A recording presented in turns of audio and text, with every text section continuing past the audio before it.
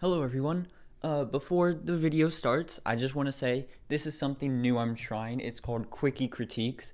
Now, I'm not going to be doing this very often. These are really for only albums that just came out. Like, for example, this video, I'm going to be doing Her Loss by Drake and 21 Savage and Smithereens by Joji. Now, at the time of recording these came out yesterday. I have only listened to both of these albums once, but I'm just going to give my initial thoughts. This is not a solid review. I'm not going to give a numerical ranking out of 10 like I do for the other videos. I'm just going to say if I like it, if I really like it, if I hate it, if I don't like it. So, I'm trying something new. But if this video really sucks and you guys don't like it, then I probably won't do it again. And if a new album comes out, I might just wait like 2 weeks and then do a video on it, But we'll just see how it is. But now, enjoy the video. With the hoes, man. I'm with the hoes. Stop lying. Nah, there's nobody here. It's just Now, I wasn't very excited for this album. Obviously, it wasn't a surprise album, but it was announced like I think a week or two before its release date. So I was like, "Oh, I'll listen to it." Am I excited? Not really. After Certified Lover Boy and Honestly Nevermind, I really gave up on Drake. Now, I was never a huge Drake fan to begin with, and to be honest, a little secret, I've only listened to Certified Lover Boy and Honestly Nevermind. I know those were his worst albums. I haven't listened to any of his other stuff. I've heard like the big songs, but I've never really sat down and listened to a old Drake album, which I probably will, maybe for another cryptic critique in the future. Who knows? But I've never been a huge Drake fan. Same with 21. I like 21 more than Drake, but I was still never like a huge fan of him. Really, the only album of his I listened to is I Am Greater Than I Was. But I just wanted to get that out there, so I'm not a huge Drake or 21 fan, and I'm not going to let that judge my decision. I don't dislike them, but I'm not a huge fan of them. I don't really care for their music. I do like some of their songs, and I do listen to some of their songs a lot, but just getting that out there. Onto the album. Now, I was very surprised with this album. Obviously, after Honestly Nevermind, I was like, this album is probably going to be ass, but I'll give it a listen anyway, because why not? It's 16 songs, and I will say, this might get some hot takes, alright? I've seen a lot of people say that they really like this album, and I do. I like it. I think it's good, but some of the songs are pretty boring, repetitive, and just uninteresting.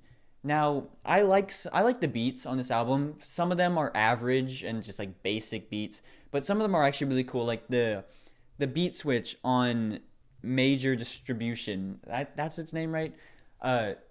That's really cool. I wasn't expecting that, but I feel like the beginning parts of this album, like the first few songs and the last few songs, are the worst in this album. It's really the middle where it has really just great songs on it. But I will say, if some of the songs on this album were deleted, I wouldn't be very upset.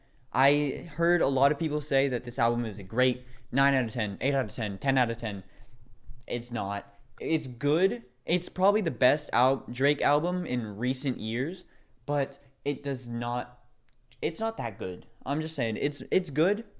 It ain't the top level though. Now, I will say this is probably Drake's best in recent years. It's not his best album. It's definitely not his worst, but I think it's around the middle, probably. Now, of course, I haven't listened to any of the other Drake albums, so I wouldn't know. So don't come at me. I'm just saying what I hear with Nothing Was the Same. If you're reading this, it's too late. Take Care. Those are all really good, I hear, and then things like Views, Scorpion, Certified Lover Boy, Honestly Nevermind aren't that great. But hey, don't come I'm just the messenger. Don't come at me. That's y'all saying it. But one last thing is that 21 is barely on this album. We've all probably seen that like Twitter thing where Drake's like 80% of the album and 21's like 20%, which is really weird. I'm going to consider this more as a Drake album and not a collab album, because really the most we get out of 21 is a song that's just his, and we get like 5 Drake only songs. And on the songs with both of them, it's really 21 just doing ad-libs. But that's enough.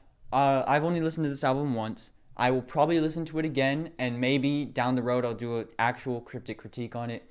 But I'm just going to say that I like this album. It's good.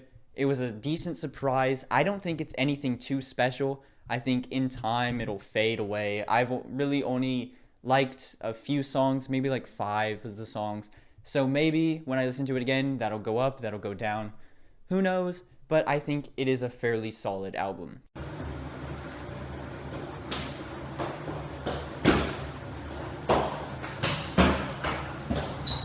This was released the same day as Her Loss, and I was not excited for this album that much. I heard about it the day before it came out. I'm not a huge Joji fan. I have listened to all of his albums, and there are some songs that I really do like of his. Now, this album is 9 songs and 24 minutes about, and I wish it was more. I wish it was longer, because I really like this album. This is probably my favorite Joji album. Now, you have songs like Glimpse of Us, Die For You, Before the Day Is Over, and 1 a.m. Freestyle, which are probably my favorite. And, of course, it is extremely sad. The sad lyrics and the depressing performance given by Joji. And I don't mean depressing in a bad way. It's really good. I like Joji's voice. I like him singing. I think he does a great job on this album. But it is very sad. You get 3 songs in and you already want to kill yourself, you know? It's just like that.